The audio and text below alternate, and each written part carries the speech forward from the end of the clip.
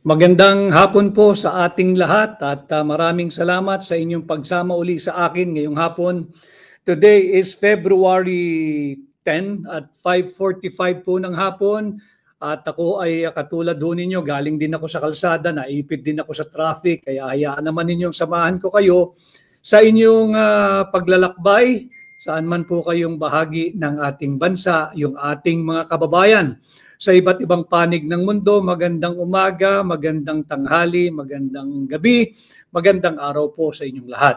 At naririto na naman ho tayo sa aking diretsahang pakikipag-ugnayan ho sa inyo upang maghatid ng tamang impormasyon at subukan pasimplihin yung mga malalalim na usaping panlipunan na mahalaga at dapat tayong lahat ay kasali, dapat tayong lahat ay mayroong opinyon, may paninindigan, may stand at kinakailangan marinig ang inyong tinig. At kagaya po ng aking laging sinasabi dito sa aking pahina, welcome po dito pati may kontrang opinyon o pananaw o merong kontrang paninindigan sapagkat tayo naman po ang tunay na diwa ng demokrasya na maaring hindi tayo sang-ayon sa inyong sinasabi, subalit atin pong gagawin ang sandali lang ho, hindi ko naintindihan to eh. What happened to this one?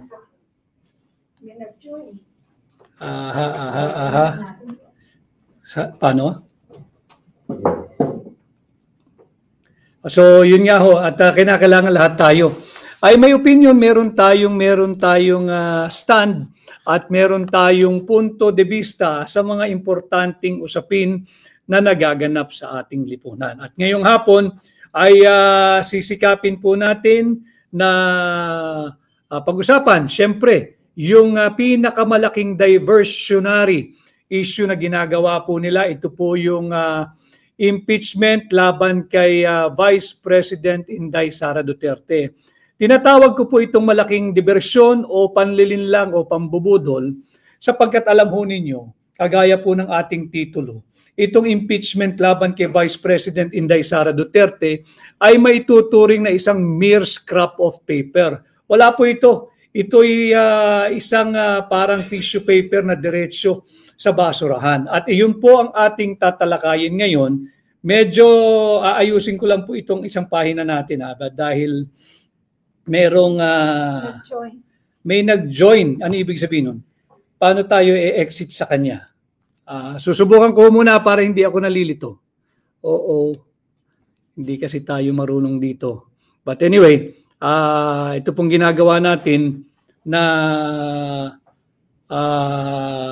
pagla-live ay upang makapagbigay ng impormasyon sa inyong lahat. Bakit po natin sinasabi na isang malaking diversyon itong impeachment complaint laban kay Vice President Inday Sara Duterte? Babalik po tayo sa sentro Ang totoong issue ay ang pangbubudol na ginagawa ng Marcos administration dito sa ating na-discovery, na-bisto, at ngayon nga po isang ganap na kaso na yung mga blanco dyan sa final, ratified, approved, and filed bicameral conference committee. Mahalaga po na babalik tayo doon sa totoong issue. Hindi po tayo magpapadala dito sa panibagong panlilinlang o pangbubudol ng Marcos administration. Hindi na po sila makawala Hindi sila makatakas dito sa isang napakalaking kaso na napaka-anomalyang 2025 budget na sinatawag nga natin na isang unconstitutional, illegal, invalid at criminal. Sapagkat nakita natin na 28 items po ang blanco at sa 28 niya nagkakahalaga po lahat ng higit kumulang 241 billion pesos. Napakalaking pera. Pera po nyo yan. Pera ng sambayan ng Pilipino at yan po ay dapat nating pakaingatan at bantayan. Ang nangyari po kasi, yung mga nanumpa na mambabatas, kanila pong sinumpaan na kanilang pakakaingatan ang bawat sentimo na pera ng Pilipinas, na pera ninyo, pera nagmumula sa buwis na inyong binabayad, pinabayaan po nila sa ngalan ng korupsyon, sa ngalan ng kurakot. Saan ho kayo nakakita? Mangbabatas sila, mga veterano na, Yung ilan dyan nakailang balik na sa Senado. Yung ilan dyan nakailang beses nang balik sa Kongreso. Ano hong ginawa nila doon sa Bicameral Conference Committee report? Nagpasa lang naman ho sila ng blankong Bicameral Conference Committee report. Blanco ho, 28 blanks. 28 items ang blanco, hindi po maaari yun. And I'd like to take this opportunity to remind tayo pong mamamayang Pilipino. Alam ho nyo, may ginaganap yatang ngayong linggong ito ay ginaganap ang League of Municipalities of the Philippines. May convention sila dito sa National Capital Region ginagawa. At alam ito na mga miyembro ng League of Municipalities, mula mayor, mula vice-mayor, mula konsihal. Marunong po silang magpasa ng tamang budget. Itanong po ninyo sa inyong mga konsihal, yung konsihal ng munisipyo, konsihal ng syudad, konsihal ng bayan, alam po nila kung paano magpasa ng tamang budget. Bawal po yung may blanco, bawal po yung may patlang, at higit sa lahat, kahit isang sentimo ng may blanco, bawal po yon.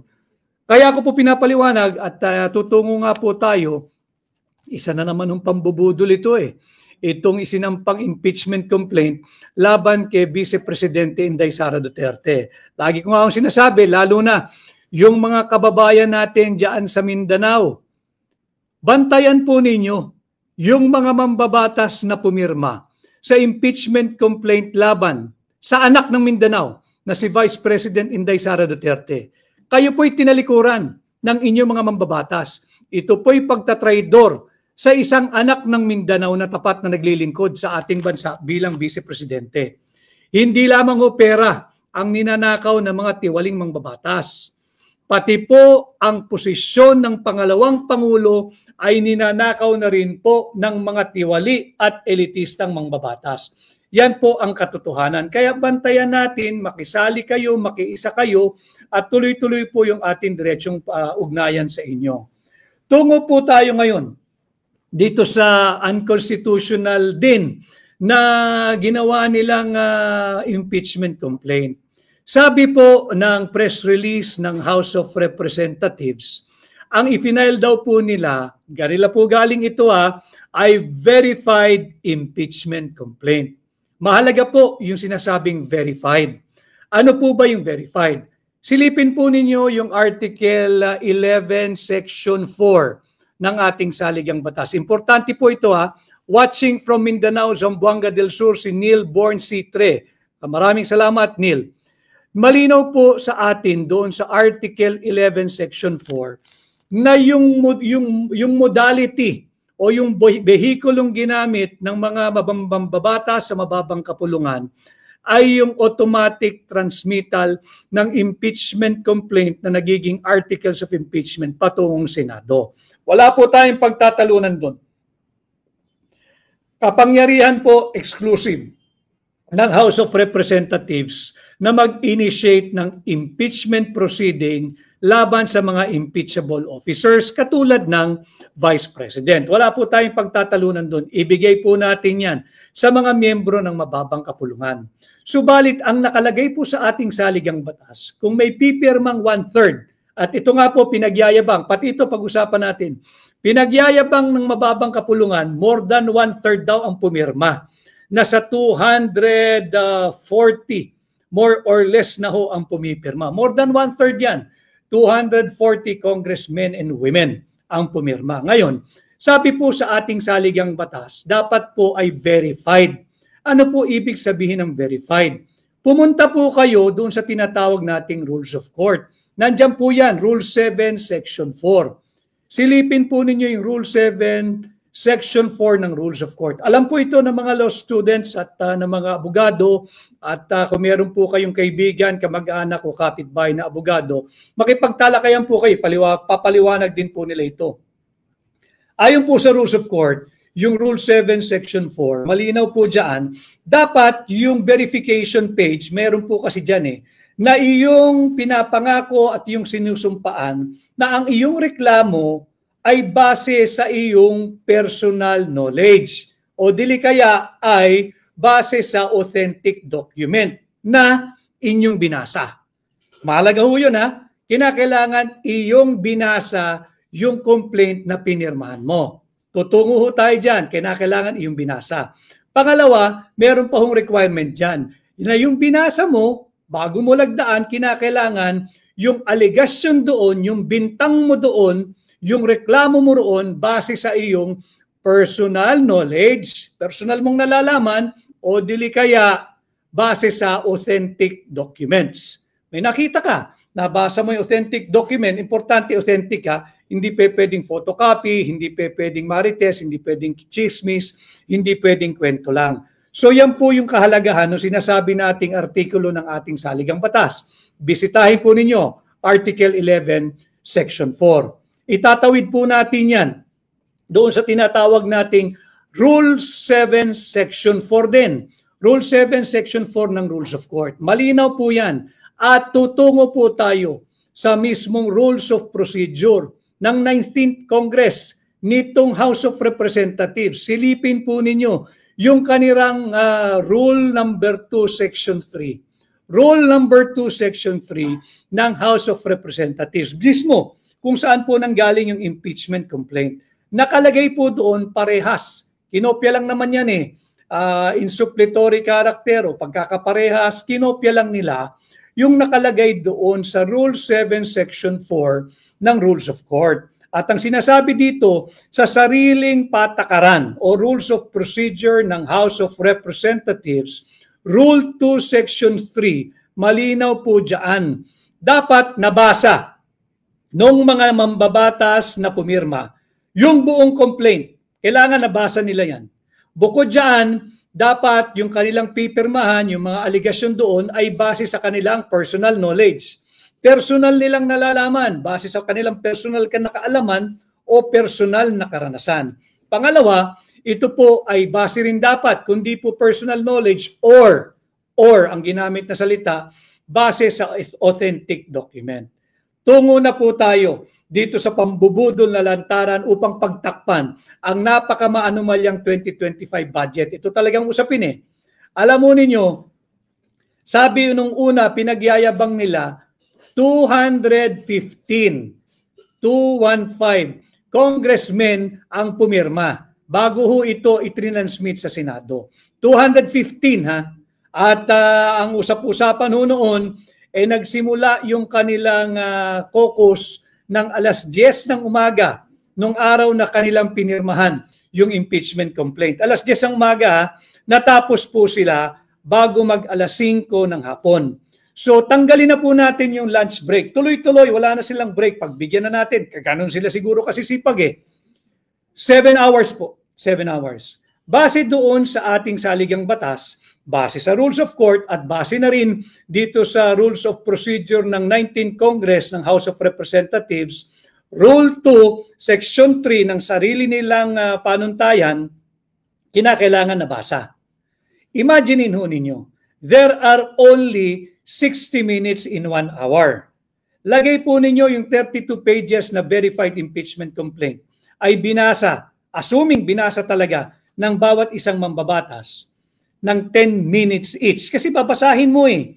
At pag binasa mo, kinakailangan iniintindi mo yung aligasyon sapagkat seryosong usapin ito. You are trying to rob the Filipino people of a lawfully, democratically, legally, and constitutionally elected Vice President.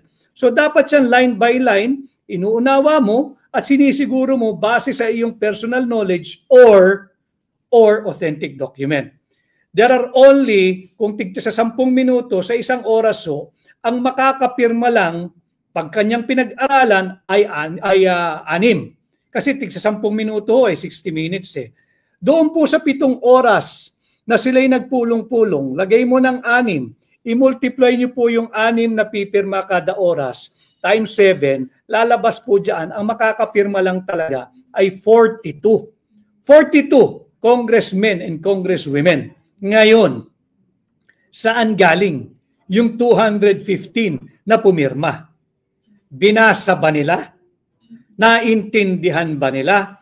Base ba ito sa kanilang personal knowledge or base ba ito sa authentic document?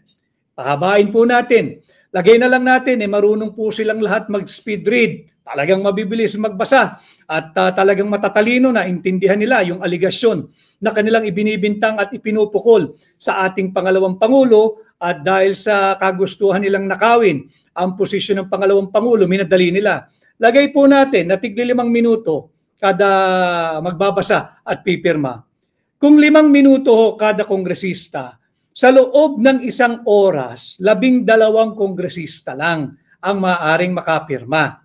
Kasi nga ho, 5 minuto and times 12, di 60 minutes po yun, 1 hour. 7 oras po silang nagpulong, closed door, lagay mo na, walang lunch break, wala lahat. Walang toilet break, walang water break, walang break lahat. 7 hours. Lagay po ninyo yung 12 times 7.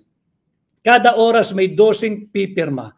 Sa 7 oras, ang makakapirma lang ho, na umunawa, umintindi at binasa ay lalabas sa 84 congressmen and women. 84. Sa buong araw na yon na sila'y nagpulong ng 7 oras. 84. Saan galing? Yung 215 signatures. Ibig sabihin, merong hindi nagbasa, meron na lamang pumirma. Ano naman ho ngayon kung tanong ninyo kung hindi niya binasa, gusto niyang pirmahan. Bawal po kasi yun. Yun po yung mahigpit na seguridad na binibigay ng ating saligang batas. Pagdating doon sa 1/3 na pipirmahan at i-endorso ng mga mambabatas, kinakailangan po verified impeachment complaint. Ano po uli ang ibig sabihin ng verified? Ito po'y dapat binasa, naintindihan, naunawaan, at ito'y base sa kanilang personal knowledge or authentic document. Ngayon, kung sila po'y magpapalusot na naman at bubuduli na naman tayo, sabihin nila na 2 araw nilang ginagawa itong makabudol na impeachment complaint, multiply nyo lang po yung aking halimbawa. Kung 10 minutes each, sa 6 hours, per hour, 6 lang ho makakapirma. Sa 7 oras, 42. Kung 2 araw nilang ginawa iyan, ganun din 84 lang ang makakapirmang umunawa doon sa kanilang verified impeachment complaint sa loob ng 2 araw. Hindi pa rin po mapapaliwanag bakit 215. Ngayon, kung sabihin po natin na nag-speed read nga po sila, magagaling sila, matatalino at henyo sapagkat sila lang ang nakakasagot ng 3 plus blank is equal to 6.325 trillion. Pagbigyan na rin po natin sila rito. Kung 12 kongresista po ang pipirma kada oras, sa 7 oras ay may 84. Kung 2 araw nilang trinabaho yan, 168 congressmen lamang po ang makakapirma. Sa 2 araw na yan, 168. Saan galing? Yung 215 congressmen. Paano nakapirma? Yung 215 congressmen doon sa impeachment complaint. Kung imposible na makapirma ang 215 sa 2 araw, higit pong imposible na makapirma yung 215 sa loob ng 1 araw, sa loob ng 7 oras na wala na pong break. Kaya sinasabi natin na talagang kulang, mali at hindi na naman naaayon sa ating saligang batas itong verified impeachment complaint. Malinaw po kasi, silipin po ninyo, ay kaya ho natin pinasisimple yung usapan sapagkat ang atin pong misyon ay maghatid sa inyo ng nararapat at tamang impormasyon at sinisikap ko pong pasimplihin itong mga mahalagang usaping bayan na dapat po'y kabahagi kayo. So ulitin ko, hindi po maaaring bigyang daan ng Senado itong baluktot at pambubudol na verified impeachment complaint. Unang-una, dahil hindi ito verified. Tingnan po ninyo yung last 2 pages ng complaint na yan. Pinirmahan lang nila at ang inattest lamang dyan ng Secretary General ng House of Representatives ay humarap sa kanya yung 215 congressmen and women at pumirma sa araw na yon. Pero hindi sinasabi doon na sila ay pumipirma at pinagbibintangan ang pangalawang Pangulo base sa kanilang personal knowledge or based on authentic document. Hindi po yan yung kontemplasyon ng sinasabi ng ating saligang batas, Article 11, Section 4, na dapat po ay verified impeachment complaint kung ang gagamitin po nilang pamamaraan ay yung may nag-endorso na 1/3 ng miyembro ng House of Representatives. So, kaya po ang titulo natin, mere scrap of paper. Basura po yung final nilang verified impeachment complaint. At isa na namang pambubudol dahil hindi po ito verified.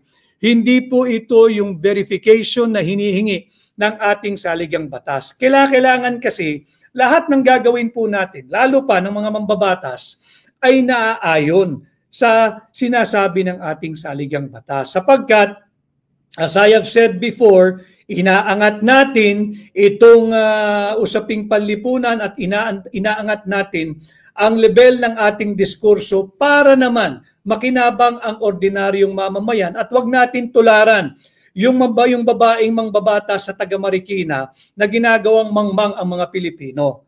Kay Rolly Galinato, maraming salamat sir sa paliwanag, maraming henyo sa kongreso natin. Tama Rolly, dahil nga yung 3 plus blank na sasagot nila na ang resulta ay 6.325 trillion.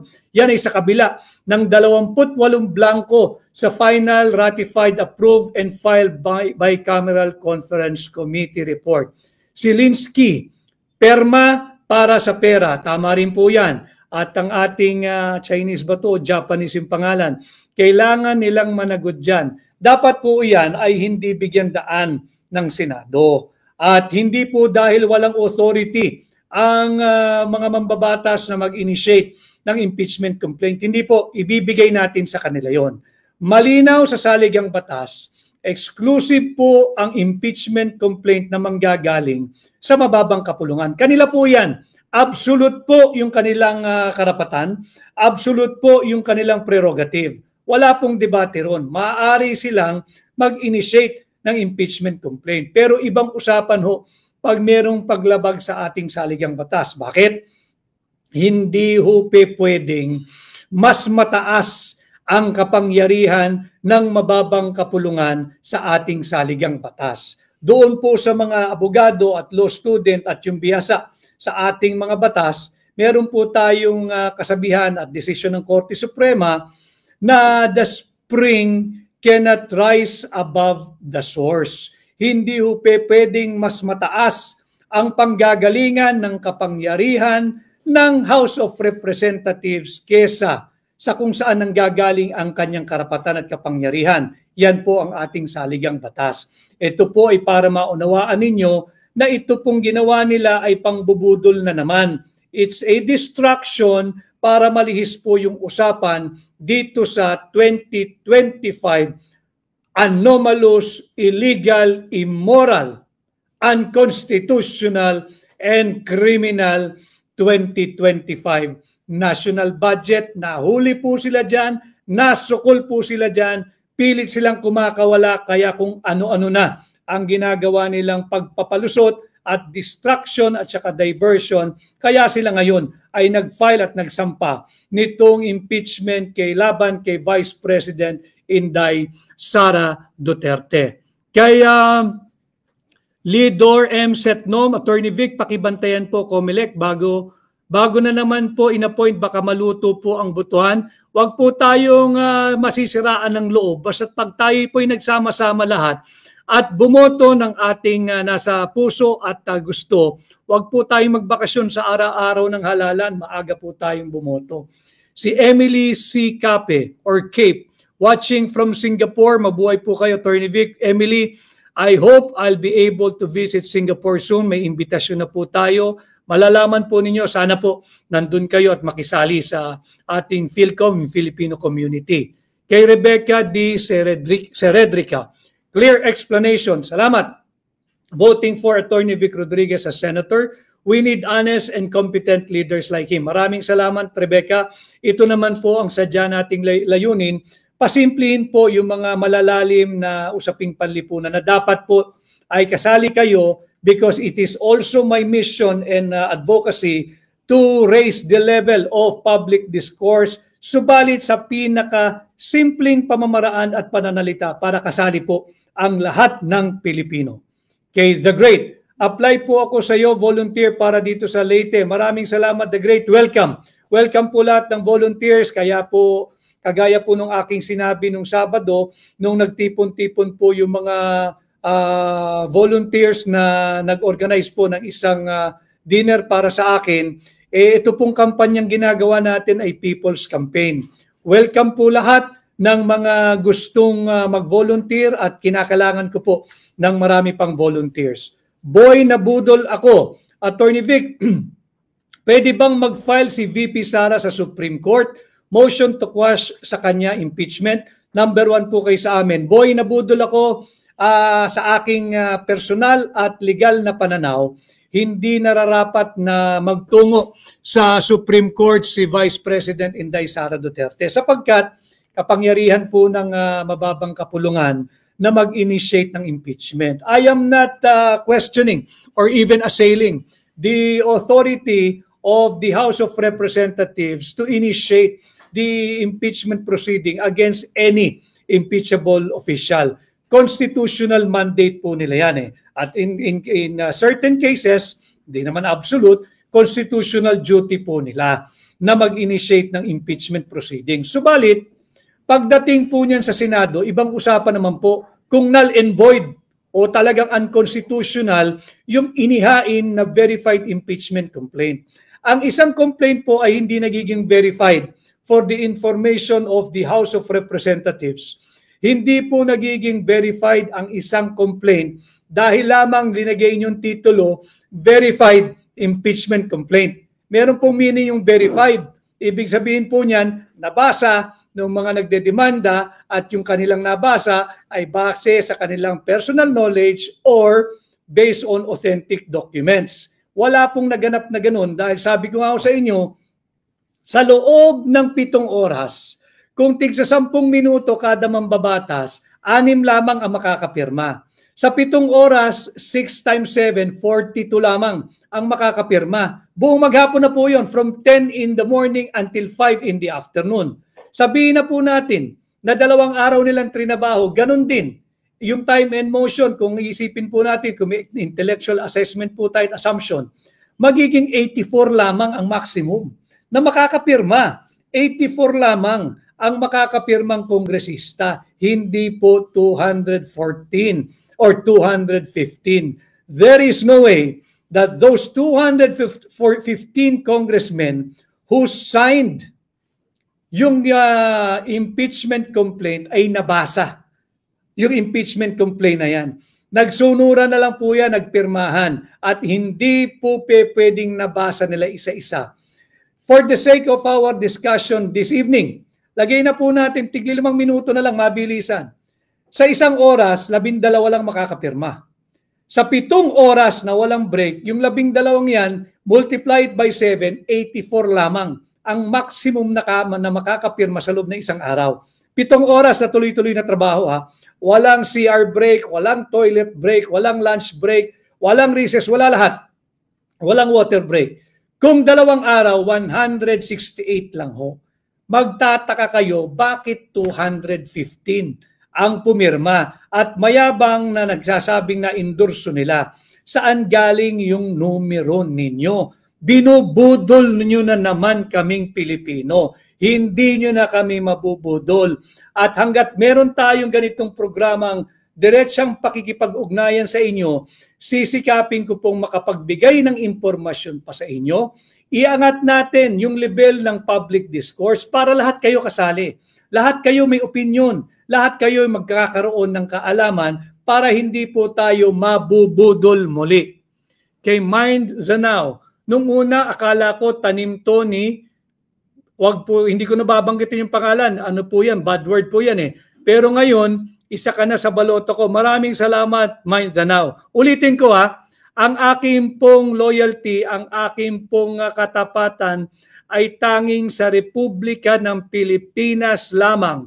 At kaya ako'y kumandidatong independent kasama ang hakbang ng maisog na hindi naman political party, kung hindi isang social movement ng lahat ng tao, lahat ng Pilipino na humihingi ng transparency, ng accountability, ng peace, ng security, dahil ang nais ko pong kapartido, ang nais kong kasama, ang nais kong kaalyado ay kayo, mamamayang Pilipino, kayo, sambayanang Pilipino. Kaya Siago Woody Bic, volunteer senador dito sa Sorsogon City. Maraming salamat, Siago Woody Bic. Kay Mila Reyes watching from Toronto, maraming salamat. Si Nenita Santiago, napakahusay na explanation. I consider kaya ng Senate ang mga irregularities sa impeachment procedure. You have my vote. Thank you. Kay Rodrigo V. Joseph, Attorney Vic, volunteer here in Riyadh, Saudi Arabia. Salamat, Rodrigo. Alam mo yung Rodriguez, nagmula yan sa Rodrigo. Pag chinek po ninyo yung etymology ng aking apelyido, tatagos po yan sa Rodrigo. Yung Rodrigo po, ibig sabihin po niyan, warrior. At yung Rodriguez is diminutive o mas maliit na anyo ng Rodrigo. Ayan po yung pagka-chinek po ninyo. Kay Ronald Ryan Diagbel Balo, thank you, Attorney Vic, for fighting the rights for the Filipino people. You're bountifully need in the Senate watching from New Zealand. Thank you, Ronald. At kay Everly, Attorney Vic, kinakampanya na kita. Naku, maraming salamat ang akin nung pakiusap. Sana ho ay ipangampanyan nyo ko, tulungan po nyo ko. Bukas ho ay simula na ng kampanya ng national candidates, kami po, yung mga senador. At sana ho'y tulungan ninyo ako sa inyong pamilya, sa inyong kamag-anak, sa inyong kaklase, kaskwela, kapitbahay, at kabarangay, at sa mga Pilipino saan man pong panig ng mundo. Kay Glimeno Garcia, mabuhay po kayo, Attorney Vic, kayo kailangan ng bansang Pilipinas. God bless po, watching from New Zealand. Maraming salamat. May kaklase rin po ako dyan sa New Zealand, si Alvin Di Matulak. Alvin, I hope you're connected still. Mabuhay ka, classmate. Kay Basil Isram, good afternoon, Attorney Vic Rodriguez. Ang galing niyo po magpaliwanag. Nauunawaan talaga sapagkat obligasyon ko po na pasimplihin yung malalalim na usaping panlipunan para lahat po tayo'y kasali. Again, whether you are with me on my opinion or you have a different opinion or position, okay lang ho yun. Importante dito sa aking pahina, kahit po hindi ako sang-ayon sa inyong pananaw, ipaglalaban ko ang iyong karapatan na maipahatid ito sa buong mundo sapagkat dito sa ating pahina bukas ang totoong demokrasya. Wala pong martial rito. Kay Rated PJ TV, salamat, Attorney, sa paninindigan nyo para sa kapanganan ng mga Pilipino. Makakaasa kayo ng aming boto. Thank you. Kay Nor Barte, mabuhay ka, Attorney Vic. Kay Ana Marie, share natin, guys. Salamat. Kay Ron Montero, Attorney, isa ka makapagbago sa Pilipinas. Iboboto kita dahil may prinsipyo ka, anti-corruption. Galit po tayo sa mga korap, galit po tayo sa mga kurakot, galit po tayo sa mga magnanakaw ng pera ng gobyerno na nagpapahirap sa ating mga Pilipino. Kay RJ, we got your back, Attorney Vic. Salamat. Importante po yung sinabi ninyo. Alam mo ninyo, marami nang nagsasabi na mag-iingat tayo. Subalit ako po'y nananalig na ang proteksyon ko po ay kayo, sambayan ng Pilipino. At alam ko na hindi rin ninyo hahayaan na makagalaw ang masasamang loob at tayo ay mabiktima o masaktan nila dahil kayo nga po ang ating sandigan, kayo po ang ating proteksyon. Kay JNH, sir, laban lang, salamat. Kay my first vote for you, Attorney Vic, salamat. Kay thank you sa New York Maisog for the Times Square billboard. Yun ho pala, nais ko ipakita. Nakakatuwa ho, ipakita ko lang po ito ha. Yung ating mga kababayan na maiisog sa New York, meron po silang ginawa dyan mismo sa Times Square. Ito po yan, pakikita ko po sa inyo. They deserve to be recognized at pasalamatan dahil they're doing it on their own. Meron po silang ginawa dyan. Sa New York po ito sa Times Square. Gumawa po sila ng isang billboard para sa atin. Yan po. Sa New York po ito. Maraming salamat sa inyo. At hindi ko po nalalaman ito, pinadala lang nila. So ito po yung sinasabi ko, parami yung nagvo-volunteer at gumagawa ng kanilang own little help para sa ating kampanya. Kagaya po na sinabi ko, tayo po ay kandidatong independent. Wala po tayong partido, wala po tayong pananalapi. May mga nagdudugtong po ng mga campaign paraphernalias, kagaya nga po nung sinabi ko nung Sabado. Alam ho ninyo, mula nung ako ay unang naghayag ng aking formal at opisyal na aplikasyon bilang senador ninyo noong October 8, 2024, hindi ko po naramdaman na kulang ako sa kahit na anong campaign materials. Alam ko pong hindi sapat, pero hindi po salat. Magkaiba po yung hindi sapat sa salat. Hindi ko po naramdaman na ako'y salat sa gamit. Hindi ko po naramdaman na salat ako sa suporta ng sambayan ng Pilipino kahit saan po ako magpunta. Nararamdaman ko ang inyong suporta at pagmamahal at ang naisin nyo, kagaya ko rin po, posible ang pagbabago ngayong 2025 pag kayo po ay naghatid ng bago sa Senado, number 56 po sa balota. Number 56, 56 po. Madaling tandaan, 5-6, hindi po yung 5-6 na pabigat, hindi po yung 5-6 na utang, kundi 5-6 na investment natin pare-pareho para po sa ating mga anak, para po sa ating mga kabataan, para po sa higit na matiwasay na Republika ng Pilipinas. Number 56 po.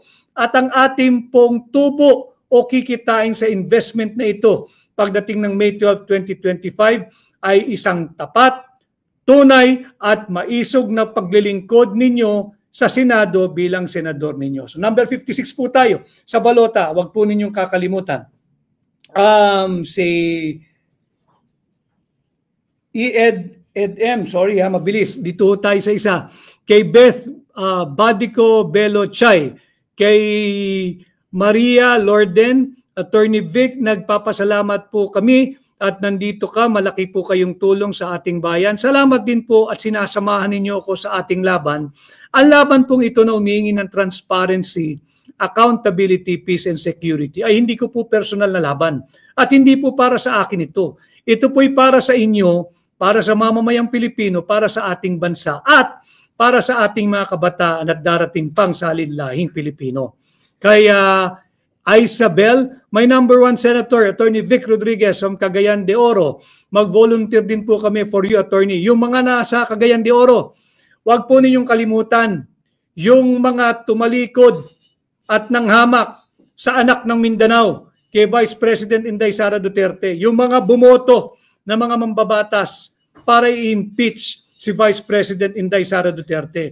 Huwag niyo po silang tangkilikin. Huwag niyo pong tangkilikin yung mga tumalikod at nagkanulo dyan sa pride at anak ng Mindanao na si Inday Sara Duterte. Kay Dodong, Mindanao, Visayas, panalo na po kayo. Attorney, sa tulong po ninyo, Dodong, mananalo po tayo. Maraming salamat. Kay Brocha Barucho, may pera kasi sa pirma. Tama po yun, sila'y pumirma hindi dahil sa prinsipyo. Dahil naglabasan na mayroong konsiderasyon kung ano-ano, yung AIX, yung AKAP. So makikita natin dito, na-establish po natin na hindi po totoo na napirmahan nila at nabasa. Yan po ay bawal. Ulitin ko the Constitution is the fundamental and paramount law of the nation. It is the supreme law to which all laws must conform. Lahat po ng batas ay dapat sumailalim sa ating saligang batas. Pati po yung rules of procedure ng 19th Congress ng House of Representatives. Malinaw po sa sariling rules of procedure ng mababang kapulungan. Rule 2, Section 3, pakicheck po niyan, Rule 2, Section 3, nada-download naman po yan. Malinaw po doon na dapat yung tinatawag na verified impeachment complaint ay nabasa nung mga nag-endorsong mambabatas. At bukod dyan, dapat yung nabasa at pinirmahan nila ay base sa kanilang personal knowledge or base sa authentic document. Dito makikita mo pati yung verification form, dyan po sa kanilang complaint, hindi po ito Hindi po ito yung form na hinihingi ng ating saligang batas. Hindi po ito yung form na hinihingi or prescribe ng Rules of Court, specifically Rule 7, Section 4. At lalong hindi po ito yung form na sinasabi ng sariling rules. Sariling rules ng House of Representatives, Rule 2, Section 3 ng kanilang sariling Rules of Procedure. Hindi po yan, sapagkat ang hinihingi ay dapat nabasa at binasa at naintindihan ng bawat mambabatas na pipirma rito. At bukod dyan, dapat yung kanilang pinirmahan ay kanilang binasa at nabasa ay base sa kanilang personal knowledge or dili kaya base sa authentic document. Again, let me just emphasize to you yung hierarchy. Ang pinakamababa po, yung Rule 2, Section 3, na galing po yan sa Rules of Procedure ng House of Representatives, ng 19th Congress, nandyan po yan. Ang susunod po dyan ay yung Rule 7, Section 4 ng Rules of Court. Yun din ang sinasabi, kinopya lang ng Rules of Procedure ng House of Representatives yan. Dito sa Rules of Court, mas mataas po na antas or mas mataas na baitang pagdating po sa batas. Ang sabi po sa ating Rules of Procedure, na dapat yan ay nabasa nung magdedemanda. At nung nabasa na nung magdedemanda, dapat yung kanyang demanda ay base sa kanyang personal knowledge. O dili kaya, base sa authentic document. At yung pinakamataas na batayan ay ang ating pong saligang batas. Silipin din po ninyo, Article 11, Section 4. Malinaw po dyan na dapat kung gagamitin yung modality o yung vehikulong ginamit ng mga mambabatas sa pagtatransmit ng articles of impeachment sa Senado, dapat po ay verified impeachment complaint. Yan po ang sinasaad ng ating saligang batas. Hindi po verified ito.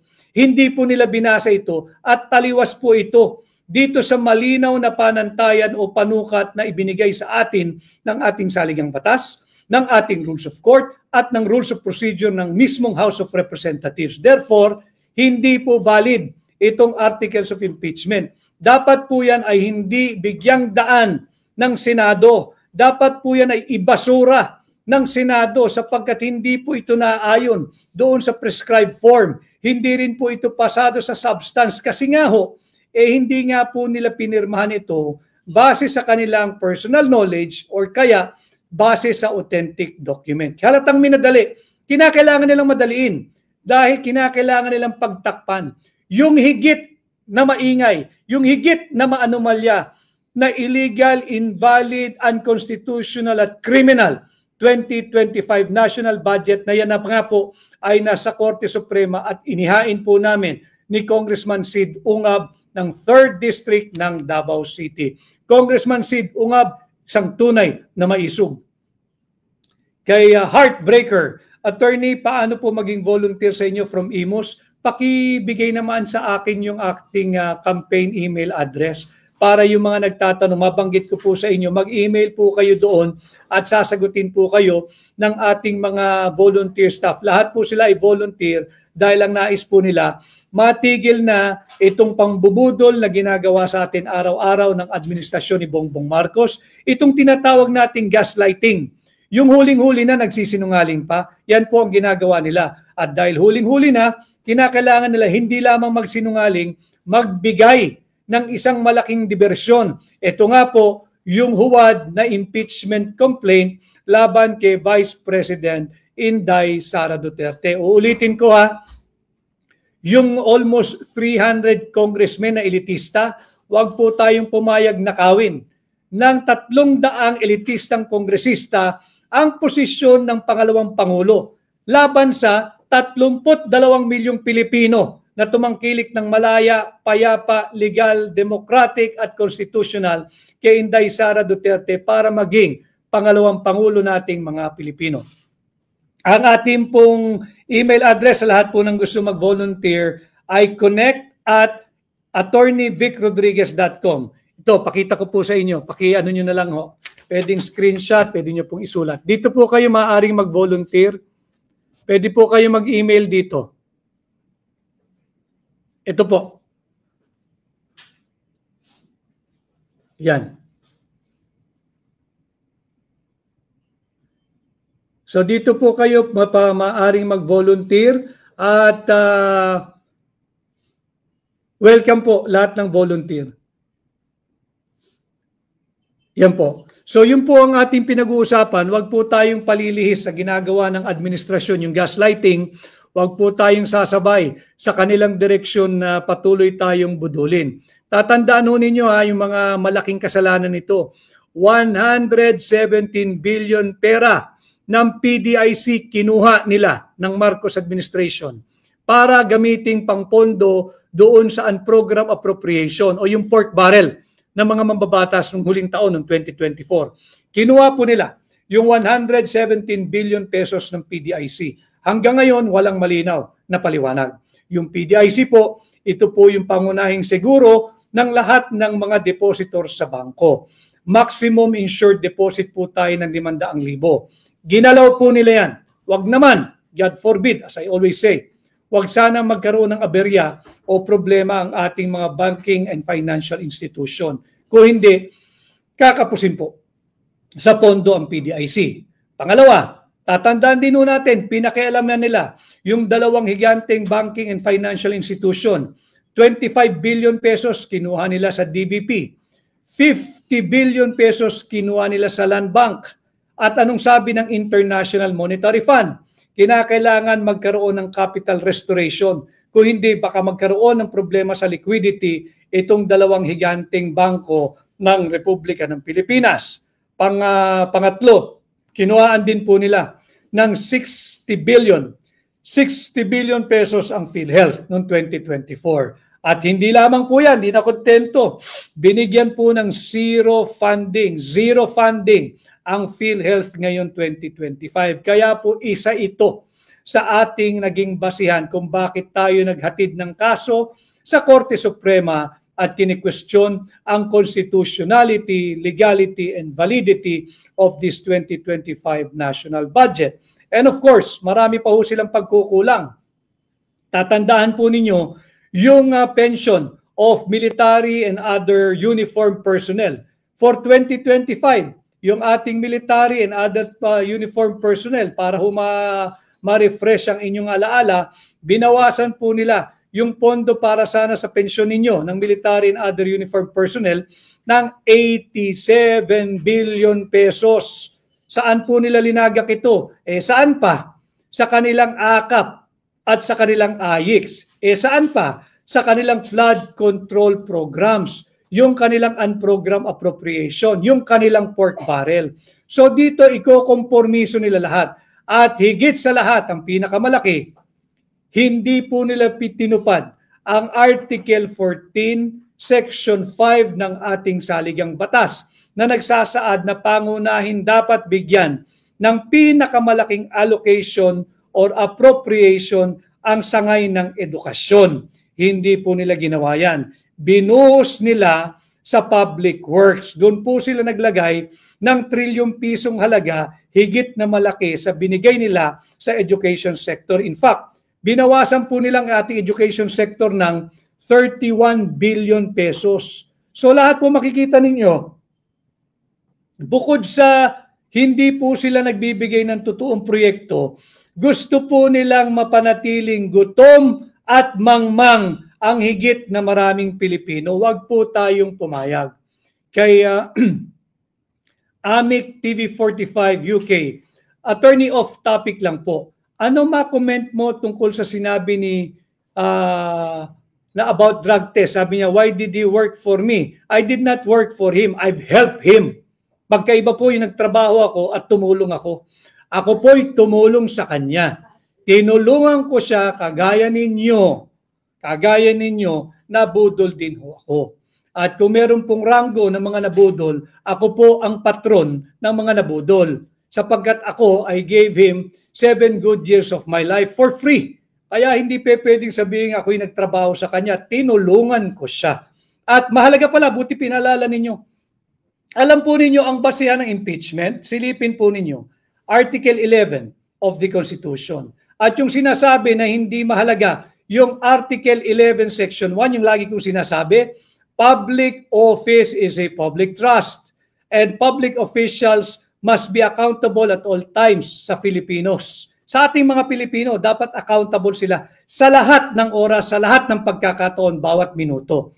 Kaya hindi totoong walang relasyon. Tingnan po ninyo, itong impeachment, matatagpuan po niya yan diyan sa artikulong yan. Article 11. Yung binabanggit ko, yung Article 11 Section 1. Lumalim po kayo ng konti, Article 11 Section 4. Ito pong verified impeachment complaint. Kaya sinasabi ko nga, hindi totoo na hindi mahalaga at walang koneksyon yung Article 11 Section 1 that public office is a public trust. This is the same chapter. This is the same article that you are using to rob the Filipino people of our duly elected Vice President. Malinaw po yan, silipin po ninyo. Kaya Amethyst Gold, Attorney Vic, you're my choice to Senate. Marami pong salamat. Kay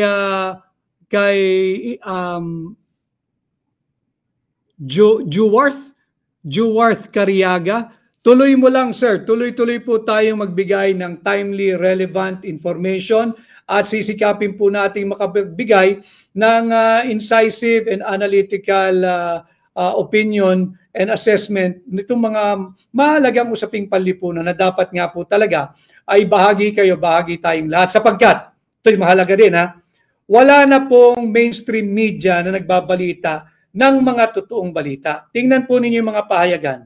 Ang kanilang headline, impeachment, impeachment, impeachment. Wala pong nagsasabi doon sa higit na malaki at maanumalyang 2025 budget. Bakit? Sapagkat ayaw pong pag-usapan ito ng administrasyon ni Bongbong Marcos. Natatakot sila na madeklarang unconstitutional ang buo o bahagi ng 2025 national budget dahil hindi po sila makakapangutang. Matatakot po yung magpapautang whether foreign funding or domestic funding dahil paano nga naman magbabayad ang Republika ng Pilipinas kung sinalaula yung proseso ng pagpasa ng budget. Yung budget po, lagi kong sinasabi, itong 2025 GAA, yung General Appropriations Act, is a fruit of a very poisonous legislative process. Sinalaula po yung proseso Hanggang ngayon, hindi po nila maipakita yung enrolled bill. Kaya pala nais ko ring kilalanin yung isa pang maisog nating kaibigan, si dating House Speaker Bebot Alvarez. Congratulations and kudos to you, Congressman Bebot. At kanina'y nag-file siya, kasamang kanyang grupo, ng kasong kriminal laban sa House Speaker kay Martin Romualdez dahil nga dito sa pakikialam at pagfo-falsify o pamimeke nitong Bicameral Conference Committee report, pamimeke ng enrolled bill na nauwi dito sa illegal, immoral, unconstitutional, invalid at criminal General Appropriations Act. So dito makikita mo, dumarami po ang nagpapahayag ng kanilang disgusto at pagkilos laban sa mapang-api at mapang-abusong gobyerno ni Bongbong Marcos. Kay Chito Garcia, Attorney Vic sa Senado 2025. Salamat po, number 56. Huwag po niyong kalilimutan. Kay Cebuana Guapa, Attorney, meron na po kayong 5 sure votes sa pamilya ko dito sa Cebu. Dagang salamat at dagdagan ko pa po yung galing sa mga katrabaho ko. Mabuhay kayong maisog. Mabuhay din po pala ang maisog Croatia na nag-meeting po kahapon. Mabuhay din po ang maisog Japan sa pamungunguna ni Miss Vani at ni Miss Juliet. Kanina po ay nagpupulong sila. Nakausap ko po sila sa video conference. Maraming salamat sa inyo. Kay Subayno EP, iba talaga pag ang nagsasalita ay may puso at utak. Attorney Vic, number 1 ka sa pamilya ko. Maraming salamat sa iyo. Kay Henry Almacen, watching from Butuan. Mabuhay po ang mga taga Butuan. At kay Evelyn Denier. Thank you, Attorney Vic, watching from England. Just bought your book. Naku po, maraming salamat. And when the time is a little more friendly, sana ho makabisita ako dyan at mapirmahan ko ang librong inyong binili. Marami pong salamat. Kay Lou Reyes, mabuhay ka, Attorney Vic. At kay Christy Vosotros La Cuesta, ikaw ang kailangan sa Senado, Attorney Vic. God bless you po. God bless you rin po. At kay Ginggang Goli, Attorney Vic Rodriguez watching from Northern Ireland. My family in the Philippines is voting for you as Senator. You deserve a seat. Sana po matulungan din ninyo ako mangampanya. Muli ho bukas ay simula na ng pangangampanya sa national sa mga senador na katulad ko. Sana ho'y tulungan ninyo ako bilang independent candidate kasama hakbang na maisog. Inendorso po tayo ni Pangulong Rodrigo Roa Duterte. Number 56 po tayo sa balota, 56. Number 56, 56. Madali pong tandaan.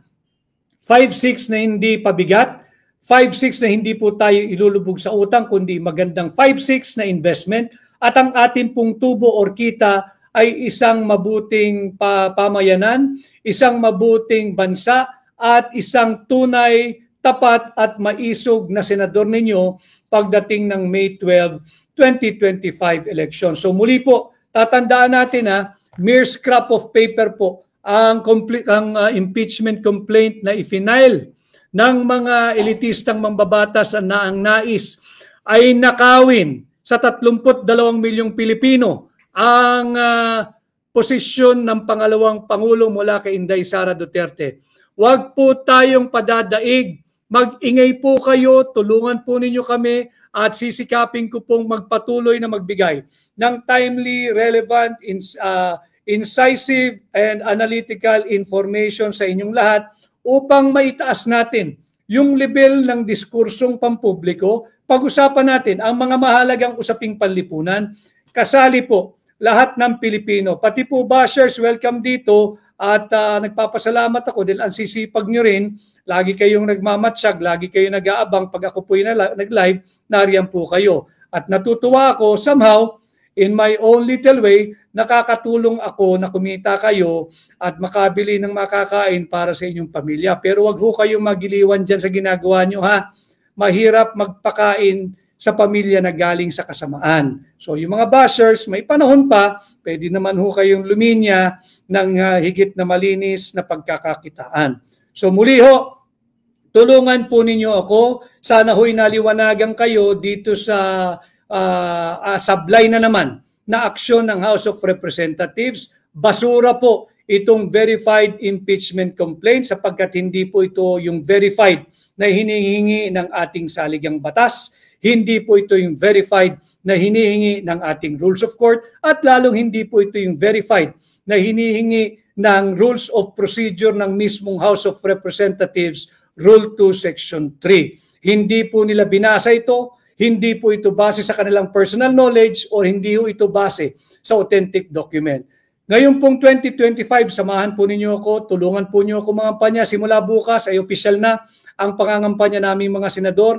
Ako po muli ay si Attorney Vic Rodriguez, ang inyong opisyal at formal na aplikante bilang senador. Number 5656 po sa balota. Muli po magsama-sama tayo. Ako po ay Pilipino, abogado, maisog. Senador po ninyo.